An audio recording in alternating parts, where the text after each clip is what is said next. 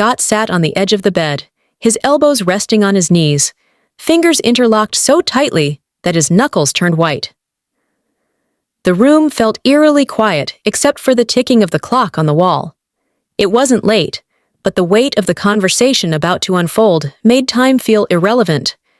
He could feel it in the air. Something was wrong. Niksan stood a few feet away, her back pressed against the dresser, as if the solid wood behind her could somehow keep her upright. She was nervous. He could see it in the way she held herself, arms crossed tightly over her chest, shoulders slightly hunched, her breath uneven. Scott exhaled slowly, trying to push away the growing tension in his chest. "All right," he said, his voice calm but firm. "What's going on?" Niksan's lips parted slightly, but no words came out. She swallowed hard, blinking rapidly as she glanced toward the window, then back at him. The hesitation sent a sharp pulse of anxiety through his stomach. He knew her well enough to recognize when she was struggling to say something big. "Scott," she finally managed, her voice barely above a whisper. He didn't respond. He just watched her, waiting. "I need to tell you something," she continued, her hands gripping the fabric of her sweater as if grounding herself. "I don't know how to just say it," Scott interrupted, his patience thinning. Niksan closed her eyes for a brief second, inhaling deeply before forcing the words out. "I cheated on you." Silence. Scott's entire body stiffened. His mind took a second to catch up with what he had just heard. Cheated. The word echoed in his head like a siren. He lifted his gaze, locking onto hers, searching her face for some kind of indication that this was a mistake, a misunderstanding. But her expression was raw, filled with guilt, and suddenly, the weight in his chest became suffocating. His voice came out low, almost detached. "With who?" Niksan hesitated, and the hesitation made his stomach twist painfully. Finally, she exhaled shakily. "Sarah." The name hit him harder than he expected. His breath caught in his throat. His heartbeat pounded in his ears. For a second, he thought maybe he had misheard her. But no, she had said it. Sarah. His best friend. Scott let out a short, humorless laugh, shaking his head as if trying to make sense of an impossible equation. "Sarah," he repeated, as if saying it out loud would somehow change the reality of it. His hands fell to his sides, fingers slightly curled. "My best friend, Sarah."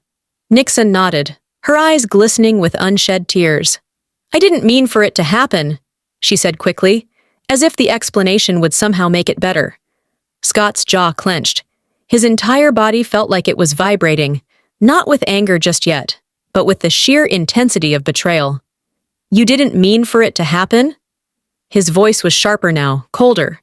"What does that even mean, Niksan? You accidentally tripped and landed in her bed?" Tears spilled down Niksan's cheeks. "It wasn't like that." Scott scoffed, shaking his head. "Then tell me, how was it?" She bit her lip, looking away for a moment, before forcing herself to meet his gaze again. "We got close. I was confused. We spent time together when you were busy, and one thing led to another.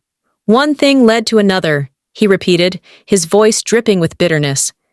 He stepped back, running a hand through his hair, pacing the room as if movement would help him process what he had just heard. "How long?" Niksan hesitated again, and he knew before she even spoke that the answer would gut him.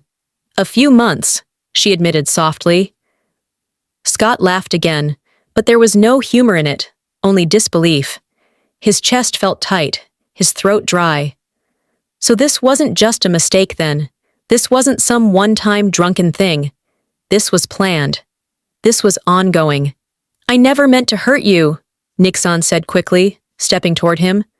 Scott instinctively took a step back, creating distance between them. His breathing was unsteady, his head spinning.